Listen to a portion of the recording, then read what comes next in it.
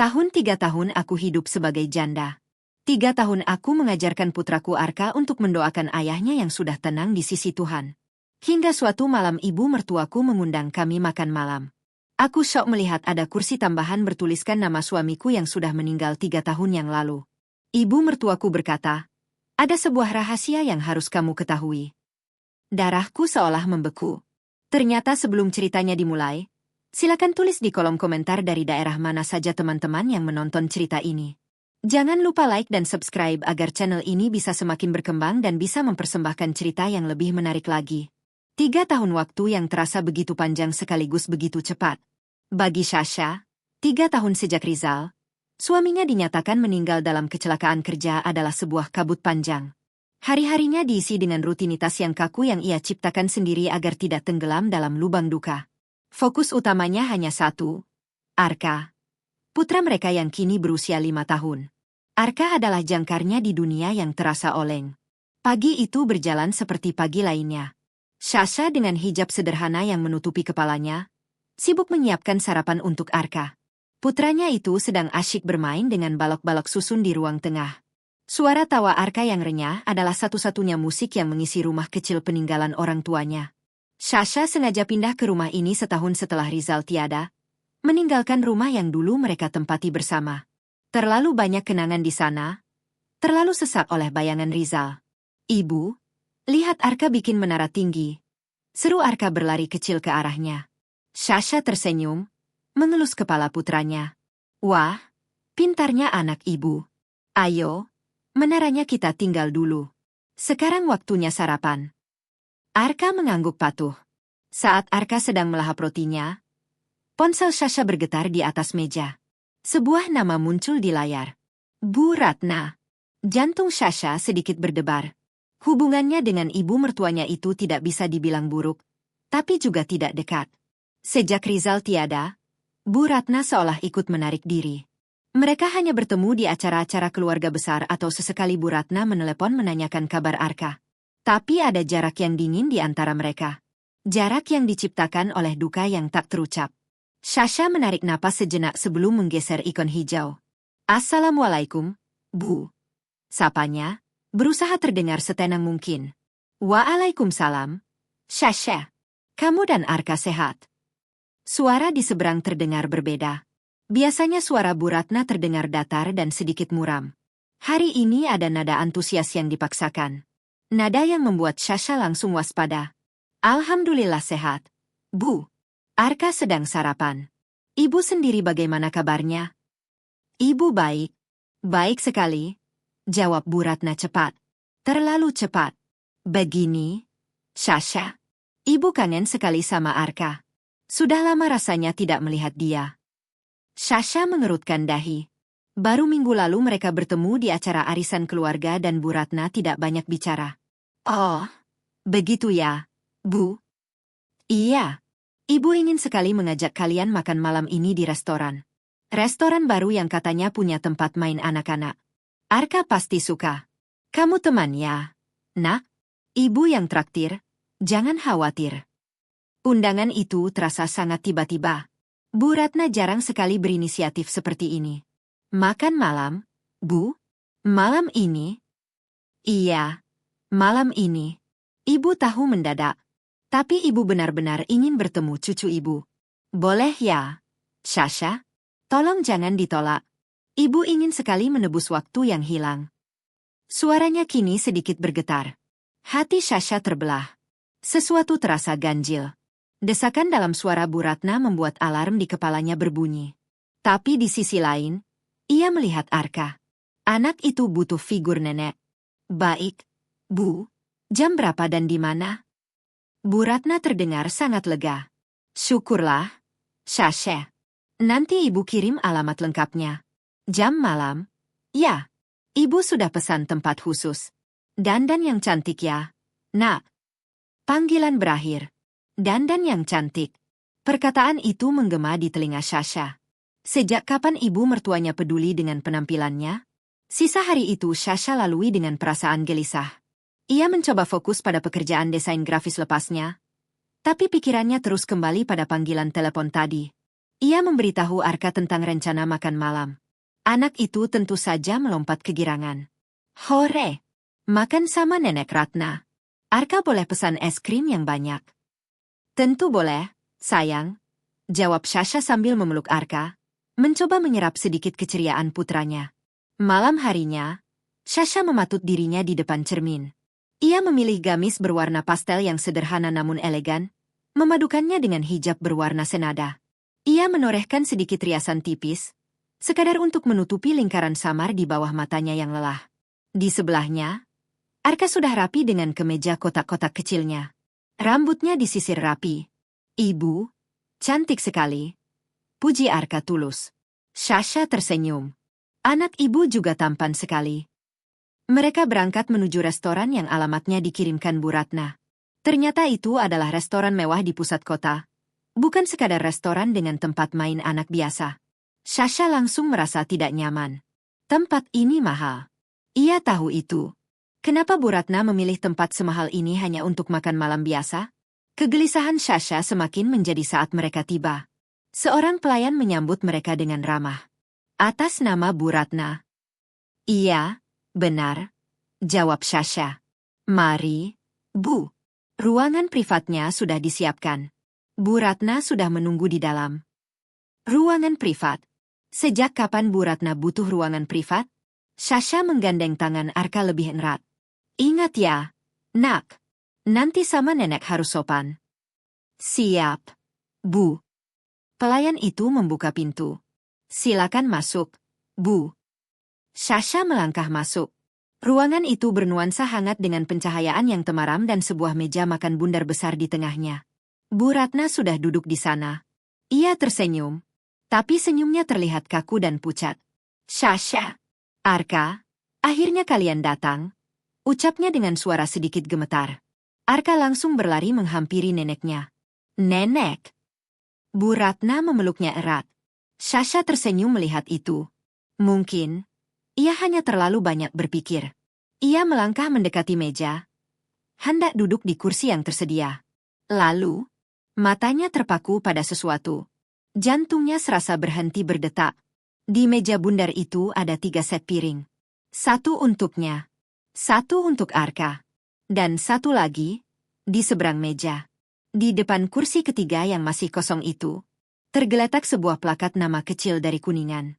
Mata Sasha membaca ukiran di plakat itu. Tangannya mulai dingin. Napasnya tercekat di tenggorokan. Di sana, di kursi kosong itu, tertulis 1 nama yang seharusnya sudah terkubur 3 tahun lalu. Rizal. Waktu seolah berhenti. Suara tawa Arka yang masih berceloteh riang di pangkuan Bu Ratna terdengar seperti gema dari dunia lain. Mata Sasha terpaku pada plakat Kuningan itu. Rizal. Nama itu terukir jelas, berkilauan di bawah cahaya lampu ruangan.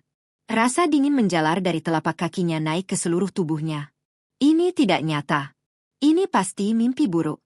Sasha memejamkan matanya sejenak, berharap saat ia membukanya, plakat itu akan hilang.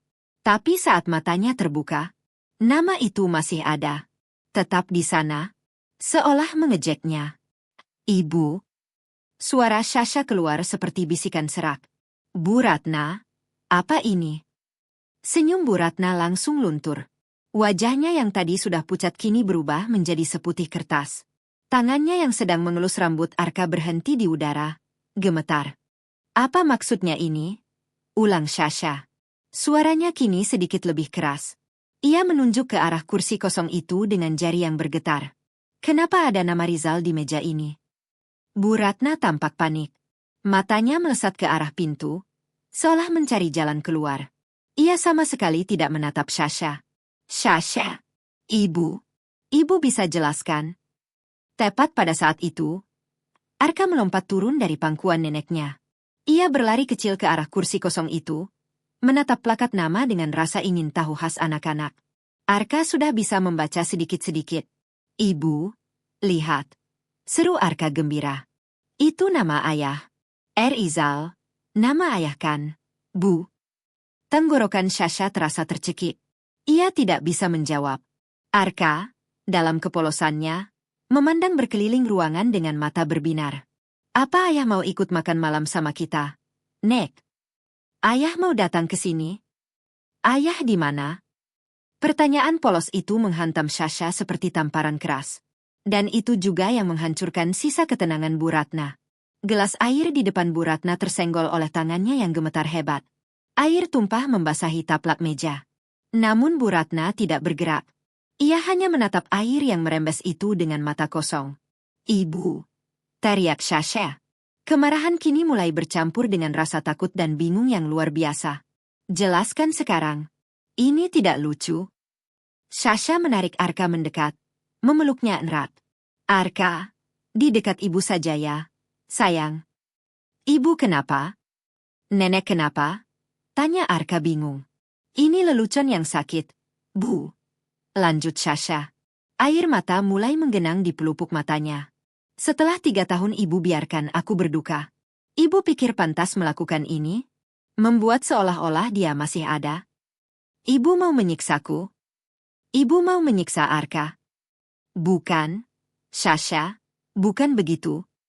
Bu Ratna akhirnya bersuara. Nadanya putus asa. Ia mencengkeram tepi meja. Ibu tidak bermaksud. Terpaksa apa? Potong Sasha tajam. Terpaksa memasang nama suamiku yang sudah meninggal di meja makan.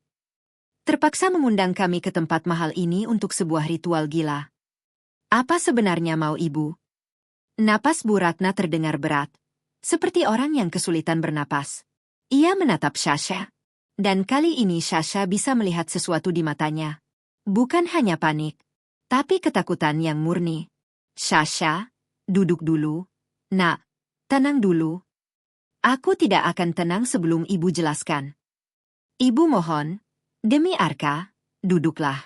Ibu akan jelaskan. Tapi tolong, jangan marah dulu sebelum ibu selesai bicara. Sasha ragu sejenak, namun melihat Arka yang mulai ketakutan di pelukannya. Ia akhirnya menarik kursi. Tapi bukan kursi yang disiapkan untuknya. Ia memilih kursi lain yang sedikit lebih jauh dari Bu Ratna. Arka tetap di pangkuannya. Ia memeluknya erat, seolah melindungi putranya dari kegilaan yang sedang terjadi. Ruangan itu mendadak hening. Hanya terdengar suara samar musik klasik dari luar. Sasha. Bu Ratna memulai dengan suara bergetar hebat. Apa yang akan ibu katakan ini? Mungkin sulit kamu percaya. Mungkin, kamu akan membenci ibu selamanya. Sasha tidak menjawab. Tatapannya dingin dan tajam. Selama ini, kami, Bu Ratna terbata-bata. Kami menyembunyikan sesuatu darimu. Sesuatu yang sangat besar. Jantung Sasha berdebar semakin kencang. Sesuatu apa? Bu Ratna memejamkan matanya. Air mata mulai mengalir di pipinya yang keriput. Ia terlihat sangat tua dan rapuh saat itu. Ini tentang Rizal. Tentang kecelakaan itu. Kecelakaan? Ulang Sasha. Ia mulai tidak mengerti. Rizal sudah meninggal. Dia meninggal di lokasi proyek. Tubuhnya hancur. Sasha tidak sanggup melanjutkan. Ia memang tidak pernah melihat jasad suaminya. Peti mati yang ia terima saat itu tersegel rapat. Dan ia diminta untuk tidak membukanya. Bu Ratna membuka matanya. Tatapannya lurus menembus Sasha. Penuh rasa bersalah dan ketakutan. Ada sesuatu yang selama ini tak pernah kami katakan padamu. Darah Sasha seolah membeku. Firasat terburuk dalam hidupnya. Seakan-akan segera menjadi nyata. Apa maksud ibu? Suaranya nyaris tak terdengar. Bu Ratna menarik napas panjang. Mengumpulkan keberanian terakhirnya. Lalu ia berkata, kalimat yang menghancurkan dunia Sasha untuk kedua kalinya. Rizal, putra ibu, suamimu. 3 tahun yang lalu, dia tidak meninggal karena kecelakaan. Dunia Sasha runtuh. Kalimat itu, dia tidak meninggal karena kecelakaan, adalah palu godam yang menghancurkan fondasi hidupnya yang baru saja mulai ia tata kembali. Selama 3 tahun, ia membangun sebuah benteng di sekitar hatinya dan hati Arka. Benteng yang terbuat dari kenangan, dari duka, dari penerimaan. Dan kini, ibu mertuanya sendiri yang meruntuhkan benteng itu. Dengan satu kalimat, apa? Apa maksud ibu? Sasha tergagap. Suara-suara di restoran mewah itu mendadak hilang. Digantikan oleh desing kencang di telinganya. Ibu, jangan bercanda, ini tidak lucu.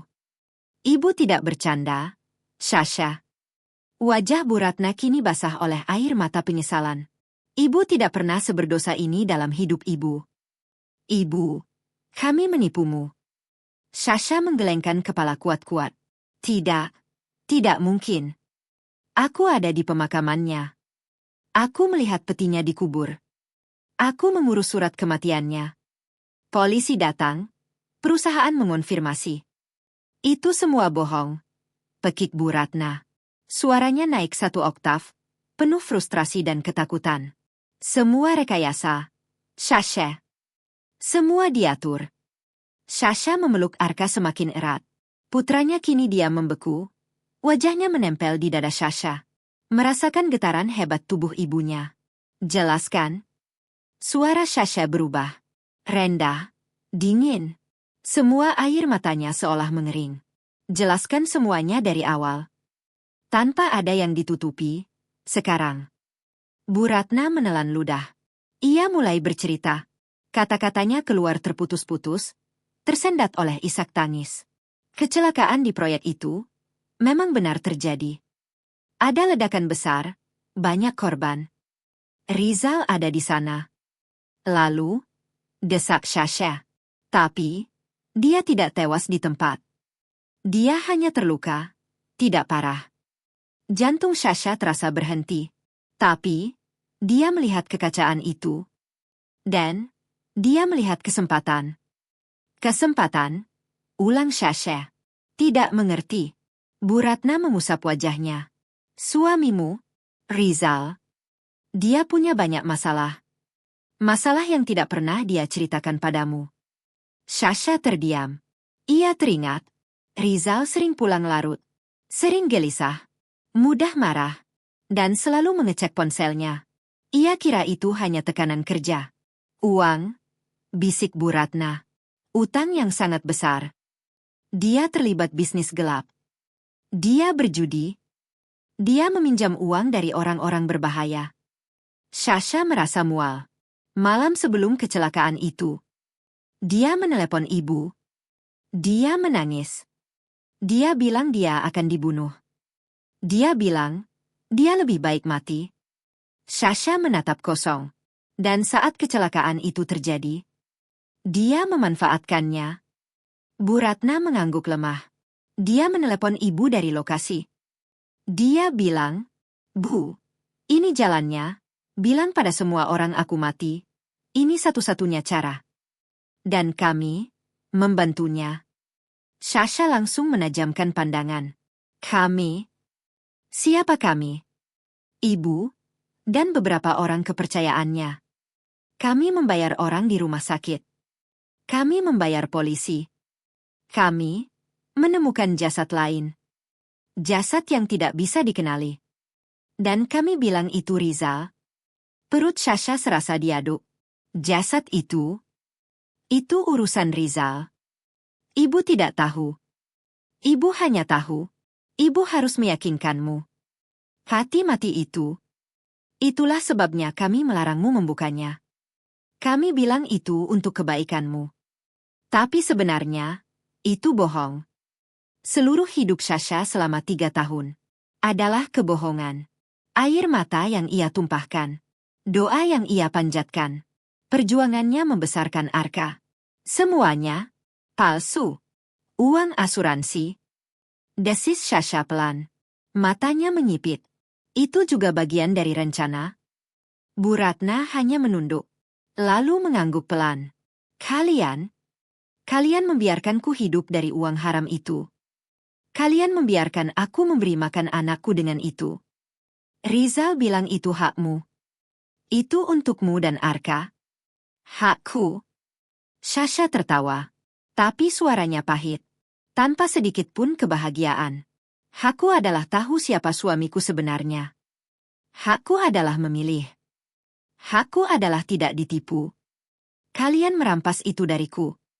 Sasha berdiri. Ia tidak sanggup lagi duduk di ruangan itu. Di mana dia sekarang? Bu Ratna terlihat semakin ketakutan. Sasha, ibu mohon. Di mana dia? Bentak Sasha. Arka tersentak dan mulai menangis. Di mana dia sekarang? Suara Sasha kini lebih pelan, tapi jauh lebih dingin. Bu Ratna gemetar hebat. Dia yang menyuruh ibu melakukan ini semua. Dunia Sasha kembali terasa berputar. Dia yang menyuruh ibu mengundangmu dan Arka ke sini. Dia tahu ibu sudah lama tidak bertemu Arka. Dia tahu kamu tidak akan curiga. Sasha mundur selangkah. Jadi, ini bukan ajakan makan malam. Ini jebakan. Dia di mana? Ulang Sasha. Suaranya nyaris tak terdengar. Dia ingin bertemu kalian. Dia ingin melihat Arka. Dia bilang dia sudah tidak tahan lagi bersembunyi. Bu Ratna mengangkat wajahnya yang penuh air mata. Dia ada di sini. Sasha. Sasha membeku. Di kota ini. Dan dia akan datang malam ini. Seolah petir menyambar tepat di atas kepalanya. Insting pertama Sasha sebagai seorang ibu langsung mengambil alih. Lindungi Arka. Kita pergi. Desis Sasha. Ia langsung menyambar tasnya. Menggendong Arka erat-erat. Ia berjalan cepat menuju pintu. Ibu. Aku takut. Arka menangis pelan. Tenang sayang, kita pulang sekarang. Jangan. Sasha. Bu Ratna tiba-tiba berdiri dan menghadang. Mohon minggir, Bu. Mata Sasha kini penuh kemarahan. Kamu tidak mengerti? Bu Ratna mencengkeram lengan Sasha kuat-kuat. Dia akan marah. Dia sudah berubah. Dia berbahaya. Aku tidak peduli. Sasha berusaha melepaskan diri. Dia bukan urusanku lagi. Dia sudah mati bagiku sejak 3 tahun lalu. Dia mengawasi kita. Teriak Bu Ratna. Langkah Sasha terhenti. Dia bilang, kalau kamu macam-macam, dia tidak akan segan-segan. Dia akan apa? Bu Ratna menangis. Dia mengancam Arka. Jantung Sasha seperti diremas. Dia bilang, dia akan mengambil Arka darimu. Darah Sasha mendidih. Pria itu, yang ia tangisi selama 3 tahun, yang ia kira sudah mati, sekarang menggunakan anaknya sendiri sebagai ancaman. Menjauh. Suara Sasha rendah. Berbahaya. Ia mendorong Bu Ratna. Tangannya langsung meraih gagang pintu. Ia harus keluar. Ia harus pergi. Namun, pintu itu terbuka. Dari luar, Sasha membeku. Di ambang pintu, berdiri seorang pria. Tubuhnya kurus, sangat kurus. Wajahnya tirus dan keras. Ada bekas luka tipis di pelipis kirinya. Rambutnya cepak. Tapi yang paling mengerikan adalah matanya. Dingin, tajam, penuh perhitungan. Sasha mengenali pria itu, dan dalam saat yang sama, tidak mengenalinya sama sekali. Itu adalah Rizal, suaminya, yang seharusnya sudah mati. Napas Sasha tercekat. Tubuhnya gemetar hebat. Ia memeluk Arka erat-erat. Arka mengintip dari balik pelukan ibunya. Ibu, bisiknya. Om itu, siapa? Kenapa mirip sekali sama foto ayah di kamar? Keheningan mencekam memenuhi ruangan. Rizal tersenyum tipis. Tapi senyum itu tidak sampai ke matanya. Halo, Sasha. Suaranya lebih dalam, lebih asing. Sasha tidak bisa menjawab. Ia hanya berdiri mematung. Rizal melangkah masuk perlahan. Seperti predator yang sedang mendekati mangsanya. Pintu tertutup di belakangnya. Klik. Suara kecil itu terasa seperti lonceng kematian. Lama tidak bertemu. Lama tidak bertemu. Kata Rizal lagi. Ia berjalan melewati Sasha. Tanpa menyentuhnya, seolah Sasha hanyalah udara. Ia mendekati Bu Ratna yang gemetar di kursinya. Sudah ibu ceritakan? Nada suaranya datar, tanpa emosi. Bu Ratna hanya mengangguk cepat. Air matanya mengalir deras. Ia bahkan tidak berani menatap putranya sendiri. Rizal mendecakkan lidah. Dasar cengeng, gumamnya. Lalu ia berbalik, menatap Sasha dari ujung kepala sampai kaki. Tatapannya membuat Sasha merasa kotor. Jadi ini ibu dari anakku? Seorang janda salehah yang berduka. Rizal. Suara Sasha akhirnya keluar. Pelan, hampir tak terdengar. Kamu benar-benar masih hidup. Rizal tertawa. Tawa yang kering, kasar. Membuat bulu kuduk berdiri. Tentu saja aku hidup, sayang. Kejutan, bukan? Ia berjalan ke kursi kosong itu. Kursi dengan plakat namanya. Ia mengambil plakat itu, memainkannya sebentar, lalu melemparkannya ke meja. Klang! Suara logam itu terdengar sangat keras di ruangan sunyi. Rizal duduk santai. Di kursi yang seharusnya kosong selamanya. Duduk, Sasha. Perintahnya. Sasha tidak bergerak. Ia hanya ingin lari. Senyum Rizal hilang. Matanya mengeras. Aku bilang, duduk. Nada suaranya kini penuh ancaman. Sasha akhirnya bergerak. Bukan karena patuh, tapi karena kakinya hampir tidak kuat berdiri. Ia duduk di kursi paling jauh dari Rizal. Arka tetap di pangkuannya. Memeluk lehernya erat. Jadi ini rencanamu? Suara Sasha datar, dingin. Ajak makan malam, buat drama, dan mengejutkan kami. Rizal tersenyum miring. Kejutan itu bumbu hidup. Sasha, kamu tidak bosan hidup datar sebagai janda?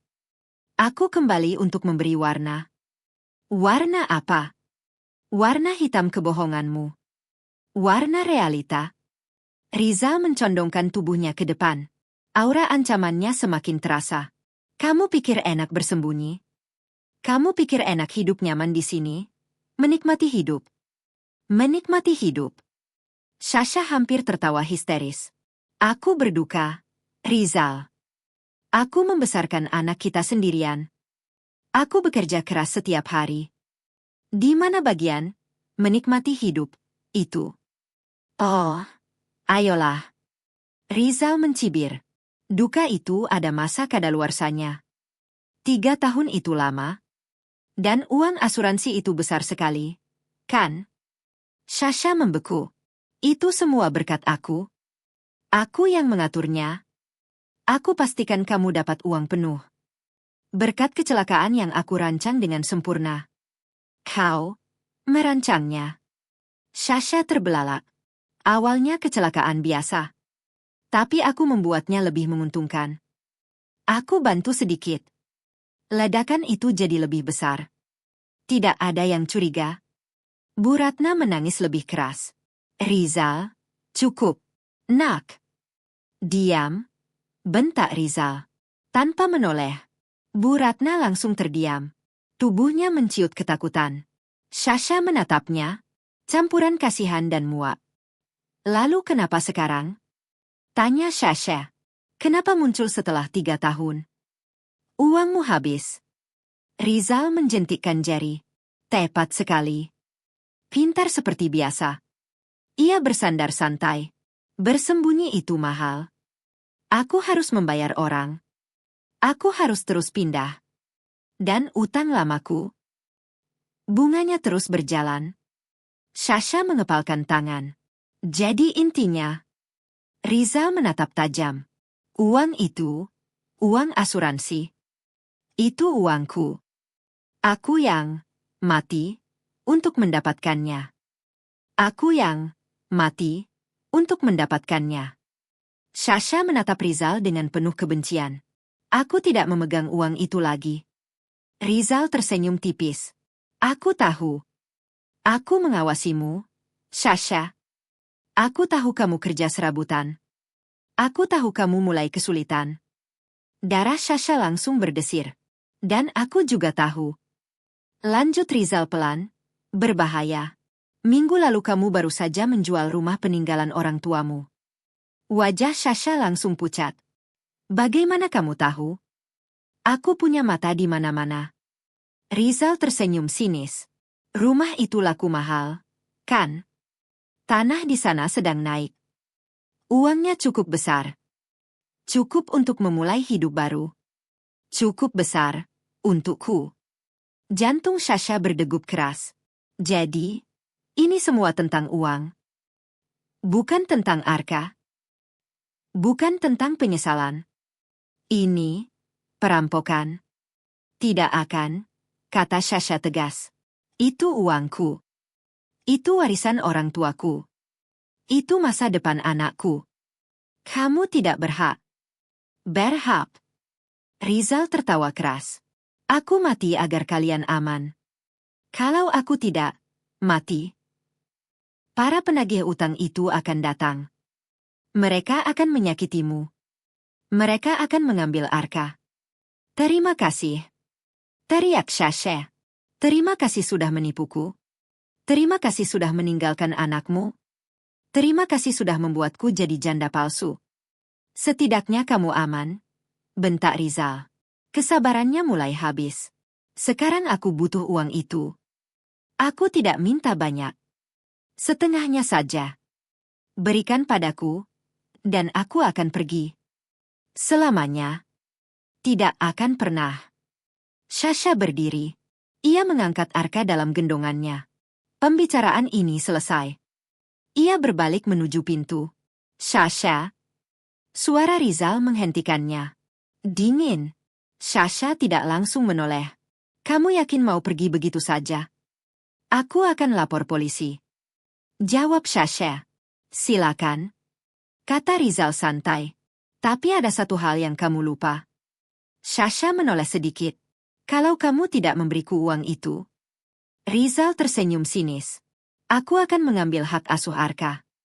Dunia Sasha seperti berhenti. Kamu gila. Sasha berbalik penuh. Memeluk Arka semakin erat. Kamu pikir pengadilan akan percaya padamu? Seorang penipu. Seorang yang memalsukan kematian. Rizal tertawa. Tawa penuh kemenangan. Oh, Sasha. Kamu masih naif. Ia berdiri perlahan. Tubuhnya kurus, tapi terasa berbahaya. Ini bukan soal kebenaran. Ini soal cerita siapa yang lebih dipercaya. Ia mulai berjalan mendekat. Sasha mundur selangkah. Bayangkan di pengadilan. Ada seorang ayah yang terpaksa bersembunyi demi melindungi keluarganya. Yang akhirnya kembali untuk anaknya. Rizal berhenti, tepat di depan Sasha. Dan di sisi lain, ada seorang ibu yang tidak stabil, yang berhalusinasi, yang menuduh suaminya sendiri. Itu fitnah. Teriak Sasha. Oh, aku punya saksi. Rizal melirik ke arah Bu Ratna. Sasha langsung menoleh. Bu? Bu Ratna menangis. Maafkan ibu. Sasha. Dia mengancam ibu. Dia tahu semua rahasia ibu. Potong Rizal santai. Jadi, bagaimana? Ceritaku melawan ceritamu. Menurutmu hakim akan percaya siapa? Sasha terdiam. Ini bukan lagi ancaman. Ini jebakan sempurna. Ruangan itu terasa semakin sempit. Udara seolah menekan dada Sasha. Ancaman Rizal bukan lagi sekadar kata-kata. Itu adalah skakmat. Ia telah merencanakan semuanya. Setiap langkah. Setiap kemungkinan. Namun, Rizal salah satu hal. Ia tidak tahu bahwa rasa takut Sasha telah berubah menjadi sesuatu yang lain. Kemarahan. Kalau begitu, kata Sasha pelan. Sangat pelan. Hingga membuat Rizal berhenti tersenyum. Aku tidak punya pilihan lain. Sasha menurunkan Arka dari gendongannya. Arka. Berdiri di belakang ibu. Pejamkan mata. Tutup telingamu. Jangan dibuka sampai ibu bilang boleh. Arka menurut. Tanpa bertanya. Sasha menatap lurus ke mata Rizal. Lalu, dengan gerakan cepat, ia menyambar ponselnya. Aku akan lapor polisi sekarang juga. Jarinya sudah bergerak di layar. Aku tidak peduli dengan cerita pengadilanmu. Aku akan bilang, suamiku yang sudah mati ternyata hidup. Dan dia sedang memeras dan mengancamku. Rizal terdiam sesaat. Terkejut. Namun kemudian, ia tertawa. Tawa mengejek. Silakan. Telepon saja. Ia mencondongkan tubuhnya ke depan. Kamu pikir kamu satu-satunya yang bisa bercerita? Suara Rizal berubah pelan, beracun. Kamu telepon polisi. Aku akan bilang, kamu adalah kaki tanganku. Kamu yang membantu memalsukan kematian. Kamu yang menikmati uang asuransi. Itu tidak benar. Teriak Sasha. Lalu kenapa kamu diam selama 3 tahun? Balas Rizal cepat. Kamu ikut menikmati hasilnya. Sasha terdiam. Cerita melawan cerita. Kata Rizal. Tapi ada satu hal lagi. Ia menunjuk ke arah Bu Ratna. Bagaimana dengan dia? Ibumu? Nenek Arka? Sasha menatap Bu Ratna. Aku akan bilang dia dipaksa. Hukum tidak peduli. Potong Rizal. Dia tetap kaki tangan. Dia ikut menipu. Dia bisa dipenjara. Sasha membeku. Jadi silakan telepon polisi. Lanjut Rizal santai. Kamu bisa menjebloskanku. Tapi kamu juga akan menyeret Bu Ratna. Ia tersenyum dingin. Dan Arka akan melihat neneknya diborgol. Setelah kehilangan ayah, dia kehilangan neneknya juga. Ponsel di tangan Sasha terasa berat. Ia tidak bisa. Ia tidak bisa melakukan itu pada Arka. Sasha menatap Bu Ratna. Wanita itu menangis, memohon, tanpa kata. Rizal tahu. Ia menang. Ia mengambil kertas dan pulpen dari sakunya. Menulis sesuatu. Lalu melemparkannya ke meja. 24 jam. Itu nomor rekeningku. Aku mau semua uang hasil penjualan rumah itu. Bukan setengah. Semuanya. Sasha mengepalkan tangan. Kalau tidak. Lanjut Rizal dingin. Aku tidak akan ke pengacara. Aku akan langsung datang ke rumahmu. Ia menatap tajam. Dan mengambil Arka. Ruangan itu terasa hening mematikan. Rizal merapikan jaketnya. Makan malam yang menyenangkan. Ibu, ayo. Bu Ratna berdiri dengan tubuh gemetar. Sebelum keluar, ia menoleh pada Sasha. Air matanya jatuh tanpa henti. Maafkan ibu. Sasha. Pintu tertutup. Sasha dan Arka tinggal berdua. Di ruangan mewah itu, dengan dunia yang telah hancur. Sasha berdiri mematung. Untuk waktu yang lama, ia tidak bergerak sama sekali. Arka yang masih menutup mata dan telinganya mulai terisak pelan. Ibu, sudah boleh buka mata. Sasha tersentak. Ia langsung berlutut dan memeluk putranya erat. Sudah, sayang, sudah selesai. Maafkan ibu. Kita pulang sekarang. Ia menggendong Arka. Tubuh kecil itu akhirnya tertidur di pelukannya. Kelelahan oleh ketakutan. Sasha berjalan keluar ruangan. Ia tidak peduli pada tagihan. Tidak peduli pada tatapan orang-orang. Ia hanya berjalan lurus. Keluar dari restoran. Perjalanan pulang terasa kosong. Sunyi. Pikirannya hampa. Namun saat mobilnya berhenti di depan rumah. Saat ia melihat rumah kecil itu, tempat yang selama ini ia perjuangkan. Sesuatu berubah. Rasa hancur itu perlahan menghilang. Yang tersisa hanya satu. Api. Api kemarahan. Putih. Panas. Terarah. Aku bukan korban. Bisiknya pelan. Ia menidurkan Arka di kamar. Mencium kening putranya. Ibu janji. Dia tidak akan pernah menyakitimu lagi. Sasha berjalan ke ruang tamu. Duduk dalam gelap. Ia mulai berpikir. Polisi? Tidak bisa.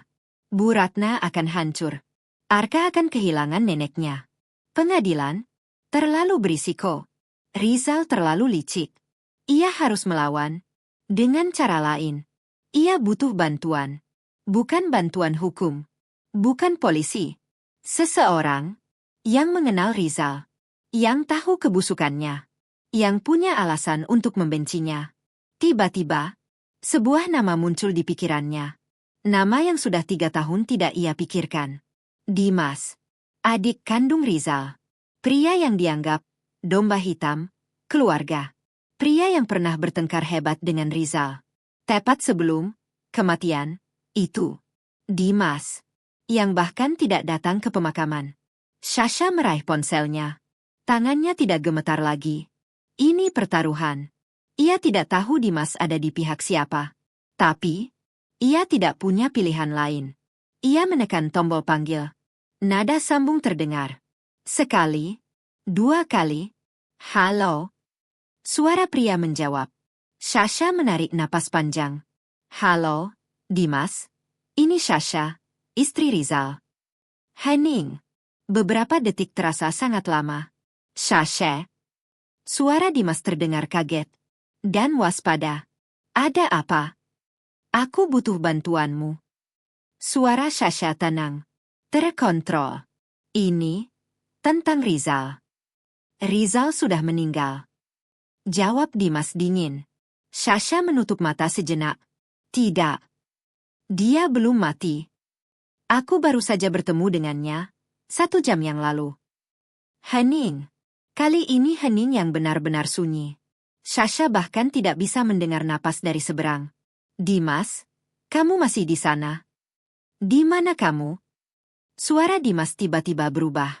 Dingin itu hilang, digantikan oleh ketegangan yang tajam. Kamu di rumah? Kamu aman? Arka di mana? Sasha terdiam sejenak. Namun respons itu memberinya sedikit harapan. Aku di rumah. Arka tidur. Kami aman, untuk sekarang. Tunggu di sana. Jangan kemana-mana. Kunci semua pintu dan jendela. Aku ke sana sekarang. Dimas. Alamat. Sasha langsung mengirim lokasi. Kita bicara saat aku sampai. Jangan hubungi siapapun. Panggilan terputus. Sasha menatap layar ponselnya. Ia tidak menyangka Dimas akan bereaksi secepat itu. Setengah jam kemudian, suara motor berhenti di depan rumah. Sasha mengintip dari jendela. Seorang pria berjaket kulit melepas helmnya. Dimas. Ia terlihat berbeda. Lebih keras. Lebih dingin. Tapi bukan seperti Rizal. Kalau Rizal berubah karena kebusukan, Dimas terlihat seperti ditempa oleh kerasnya hidup. Sasha membuka pintu. Mereka saling menatap. Canggung. Boleh aku masuk? Tanya Dimas pelan. Sasha mengangguk. Dimas masuk. Matanya langsung menyapu seluruh ruangan. Arka. Di kamar. Tidur. Ceritakan. Sasha mulai bercerita. Dari awal, telepon aneh Bu Ratna, undangan makan malam, kursi kosong, nama Rizal, pengakuan kebohongan, hingga akhirnya, kemunculan Rizal, ancaman, uang, dan ancaman mengambil Arka. Saat Sasha selesai, ruangan itu kembali sunyi. Dimas berdiri diam, menatap ke jendela. Aku tahu dia brengsek. Katanya pelan. Tapi tidak sejauh ini. Memalsukan kematian. Menipu asuransi. Memeras istrinya sendiri. Ia berbalik menatap Sasha. Maafkan aku. Maafkan keluargaku. Aku tidak butuh maaf. Jawab Sasha tegas. Aku butuh bantuan. Dimas menatapnya lama. Kamu tahu sesuatu? Lanjut Sasha. Kamu pernah bertengkar dengannya. Tentang bisnisnya. Dimas mengangguk pelan. Itulah kenapa aku tidak datang ke pemakamannya. Sasha membeku. Kamu tahu? Aku tidak tahu detailnya. Tapi aku tahu dia tidak mungkin mati semudah itu. Dimas berjalan pelan. Sebulan sebelum itu, dia datang padaku. Minta uang. Jumlah besar. Aku menolak. Aku sudah pernah bantu dia. Dan dia menyeretku ke masalah. Pertengkaran terakhir kami sangat buruk. Aku bilang, dia bukan kakakku lagi. Dimas mengepalkan tangan. Lalu sebulan kemudian, dia mati. Aku langsung tahu. Dia kabur. Aku langsung tahu. Dia kabur. Dimas menatap Sasha dengan mata penuh amarah yang tertahan. Dia lari dari masalahnya. Dan meninggalkan semua orang menanggung akibatnya. Orang-orang yang dia utangi. Bukan cuma rentenir. Dia juga menipu mitra bisnisnya. Dimas menarik napas dalam. Termasuk aku. Sasha terdiam. Dia memakai namaku untuk meminjam modal di proyek fiktif. Setelah dia mati, aku yang dikejar-kejar. Aku butuh 2 tahun untuk membersihkan namaku dan membayar utang yang bukan milikku. Sasha mengepalkan tangan. Potongan puzzle itu mulai lengkap. Ini bukan hanya masalahnya.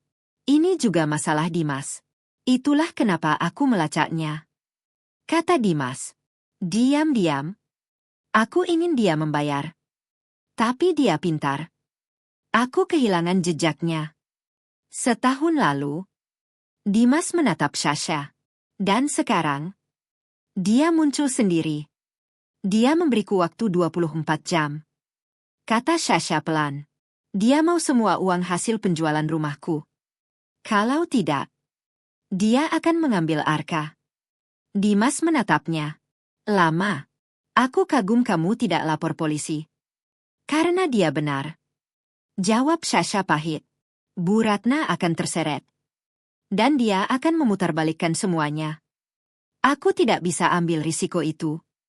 Dimas mengangguk pelan. Jadi, kamu mau melawannya di luar hukum. Aku mau dia hancur. Jawab Sasha. Aku mau dia merasakan apa yang dia lakukan padaku. Aku mau dia tidak pernah bisa mengganggu kami lagi. Dimas menatap Sasha dalam diam. Lalu, ia tersenyum tipis. Kakakku salah memilih musuh. Jadi kamu mau bantu? Tanya Sasha. Dimas tertawa kecil. Membantumu? Sasha, aku sudah menunggu 3 tahun untuk ini. Tentu saja. Mereka duduk di meja makan sederhana. Suasana berubah. Tak ada lagi rasa takut. Yang ada hanya fokus. Dan strategi. Dia serakah. Kata Dimas. Itu kelemahannya. Dan dia meremehkanmu. Itu kesalahan terbesarnya. Dia mau uangnya besok. Kata Sasha. Kita akan memberinya. Jawab Dimas. Atau setidaknya, membuatnya berpikir begitu. Sasha menatapnya. Mulai mengerti. Dia memberimu nomor rekening? Tanya Dimas. Sasha mengangguk. Ia mengeluarkan kertas lecek dari tasnya. Dimas melihatnya sekilas. Oke, dengarkan baik-baik. Ia mencondongkan tubuhnya ke depan. Besok pagi, kamu hubungi dia. Kamu harus terdengar. Takut, putus asa. Kamu bilang, kamu setuju. Sasha menelan ludah. Lalu, kamu bilang, kamu tidak bisa transfer langsung. Limit ban. Kamu bilang, uangnya harus dicairkan. Tunai, atau cek. Sasha mulai mengerti. Aku akan minta bertemu. Dimas tersenyum tipis. Tepat. Kamu bilang, kamu takut. Bawa uang sebanyak itu sendirian. Kamu mau. Serahkan langsung ke dia. Tatap muka. Di mana? Tempat umum. Jawab Dimas. Dia pasti mau tempat sepi. Tapi kamu harus bersikeras. Gunakan Arka. Sasha terdiam. Bilang, kamu tidak bisa meninggalkan Arka. Dan tidak mau membawanya ke tempat sepi. Pilih tempat ramai. Seperti bank. Atau lobi pusat perbelanjaan. Sasha mengangguk perlahan. Aku bilang, aku ingin merasa aman. Dan, Dimas menambahkan, minta Bu Ratna ikut. Sasha terkejut. Kenapa? Agar dia merasa diuntungkan. Dia bisa mengawasi ibunya. Dan, Dimas tersenyum tipis. Dia akan menganggap kamu bodoh. Sasha menghela napas panjang. Dia akan datang. Dia pasti datang. Jawab Dimas. Keserakahan itu akan menutup pikirannya. Lalu, setelah dia datang, Dimas bersandar. Aku akan ada di sana. Dengan siapa? Orang-orang yang juga ingin bertemu Rizal. Sasha mengernyit. Maksudmu? Para korban. Jawab Dimas dingin. Orang-orang yang dia tipu. Yang dia pakai namanya. Yang dia rugikan. Sasha terdiam. Itu berbahaya. Tidak jika dilakukan di tempat ramai. Dia tidak bisa kabur. Tidak bisa melawan. Dan dia tidak bisa ke polisi. Dimas menatap Sasha serius. Kita tidak akan memukulnya. Kita akan menjebatnya, memaksanya, menandatangani semuanya. Pengakuan utang, penyerahan aset, dan yang paling penting, surat penyerahan hak asuh Arka. Sasha menatap Dimas. Dia akan tanda tangan. Dimas tersenyum dingin. Dia akan memilih antara tanda tangan atau diserahkan ke orang-orang yang lebih berbahaya dari kita. Ruangan itu hening. Rencana itu dingin, kejam, tapi efektif. Sasha menarik napas panjang. Aku ikut. Sasha tidak tidur semalaman. Jantungnya berdebar kencang. Campuran antara takut dan adrenalin yang aneh. Ia menatap wajah Arka yang tertidur damai di ranjangnya. Wajah itu adalah alasan kenapa ia tidak boleh kalah. Demi Arka, ia akan melakukan apapun. Bahkan jika itu berarti masuk ke dunia gelap yang selama ini ia hindari. Pagi harinya, tepat waktu. Sasha menarik napas panjang. Ia sudah berkoordinasi dengan Dimas lewat pesan. Sekarang gilirannya. Ia menekan nomor yang diberikan Rizal. Ponsel itu berdering 3 kali sebelum diangkat. Tidak ada sapaan. Hanya keheningan. Rizal. Suara Sasha dibuat bergetar. Akhirnya, jawab Rizal santai. Sudah siap menyerah. Sasha menahan napas. Iya, kamu menang. Aku akan berikan uangnya. Bagus. Transfer sekarang, kata Rizal tanpa ragu. Aku tidak bisa, jawab Sasha cepat. Uangnya terlalu besar. Ban membatasi transfer. Aku harus mencairkannya. Hening sejenak. Sasha bisa membayangkan Rizal sedang berpikir. Lalu, tanyanya kesal. Aku akan ambil uangnya hari ini, tapi aku tidak mau sendirian. Lanjut Sasha. Aku takut. Rizal mendengus. Apa maumu? Sasha menelan ludah, memainkan perannya. Aku mau menyerahkan langsung ke kamu. Tatap muka. Di tempat ramai. Hening lagi. Tidak. Jawab Rizal singkat. Tempat sepi. Tidak. Potong Sasha cepat. Suaranya dibuat panik. Aku tidak mau. Aku takut. Aku tidak mau bawa uang sebanyak itu ke tempat sepi.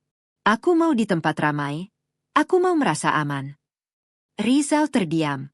Sasha tahu ini titik kritis. Aku akan ke ban pusat kota, jam 12 siang. Di lobi. Ramai. Ada satpam. Sasha melanjutkan sebelum Rizal memotong. Aku akan cairkan ceknya, lalu aku kasih langsung ke kamu. Rizal masih diam. Ia sedang menimbang. Tempat ramai itu berisiko, tapi juga aman dari kecurigaan. Transaksi besar di bank bukan hal aneh. Dan Sasha menambahkan satu hal terakhir. Aku mau Bu Ratna ikut. Apa? Suara Rizal langsung berubah. Aku mau dia jadi saksi. Aku serahkan uangnya. Kalian berdua pergi. Aku mau dengar dari dia. Kalau kalian tidak akan ganggu aku dan Arka lagi. Ini adalah kartu terakhir. Kartu yang membuat Sasha terlihat lemah, terlihat bodoh, terlihat putus asa. Lalu, tawa kecil terdengar dari seberang. Tawa meremehkan. Baiklah, kata Rizal. Kalau itu maumu, kamu mau drama? Kita buat drama. Sasha menutup mata sejenak. Ia berhasil. Jam 12. Ban Sentosa cabang utama. Jangan terlambat. Aku tidak akan terlambat, jawab Rizal dingin. Dan jangan coba-coba macam-macam. Aku akan mengawasi dari jauh. Kalau ada yang aneh, kesepakatan batal.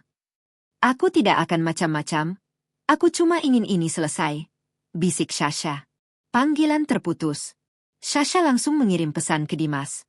Ikan memakan umpan. Jam 12. Balasan datang cepat. Tim siap. Jam 11.30. Sasha sudah duduk di dalam ban. Ia membawa tas besar, kosong. Lobi itu ramai. Orang berlalu lalang.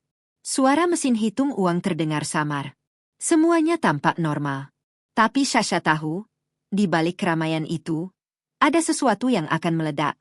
Ia tidak tahu di mana Dimas. Ia tidak tahu siapa saja yang ada di timnya. Tapi mereka ada di sana. Mengawasi. Menunggu. Jantung Sasha berdegup keras. Ia memeluk tas itu erat. Ini bukan lagi soal uang. Ini soal hidupnya. Soal Arka. Soal masa depan mereka. Dan kali ini, ia tidak akan kalah.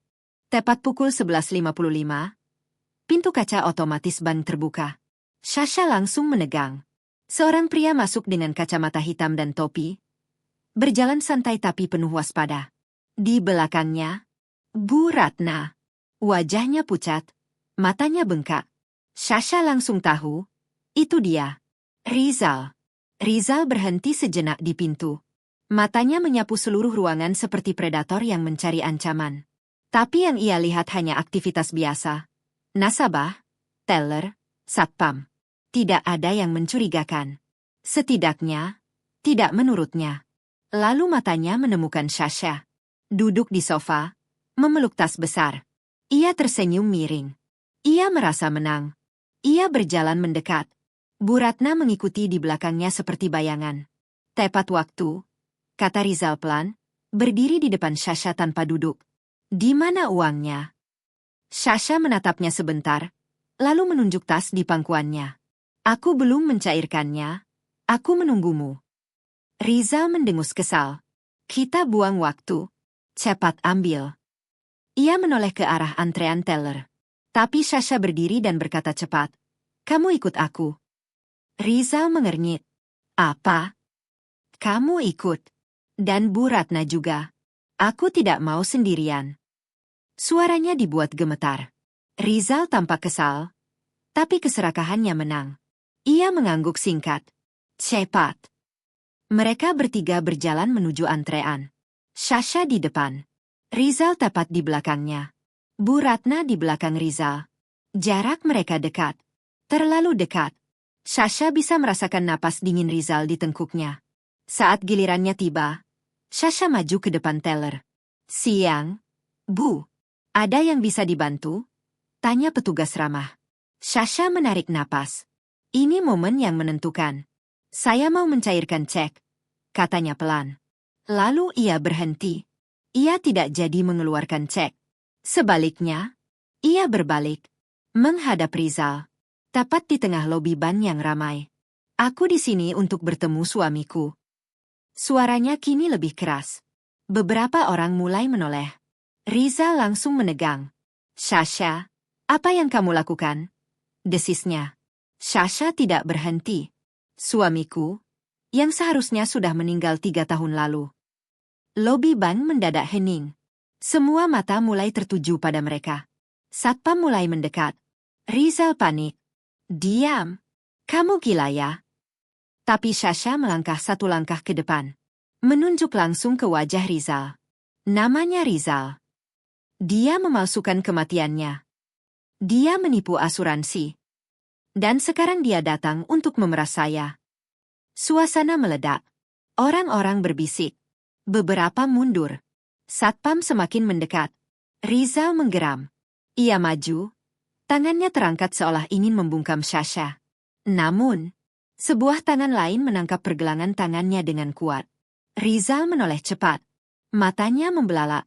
Dimas? Di hadapannya berdiri Dimas. Dengan senyum dingin. Lama tidak bertemu, Kak. Dan dalam sekejap, Rizal sadar. Dia tidak sedang menang. Dia terjebak. Lama tidak bertemu, Kak. Rizal mencoba menarik tangannya, tapi cengkeraman Dimas terlalu kuat. Wajahnya mulai berubah. Dari percaya diri, menjadi tegang. Matanya bergerak cepat, menyapu sekeliling. Dan saat itulah ia sadar, ada yang tidak beres. 2 pria lain mendekat dari sisi kiri. 1 pria berjas dari belakang. Mereka berdiri mengelilinginya. Tidak ada yang menyentuh, tapi cukup dekat untuk menutup semua jalan. Wajah-wajah itu tidak asing bagi Rizal.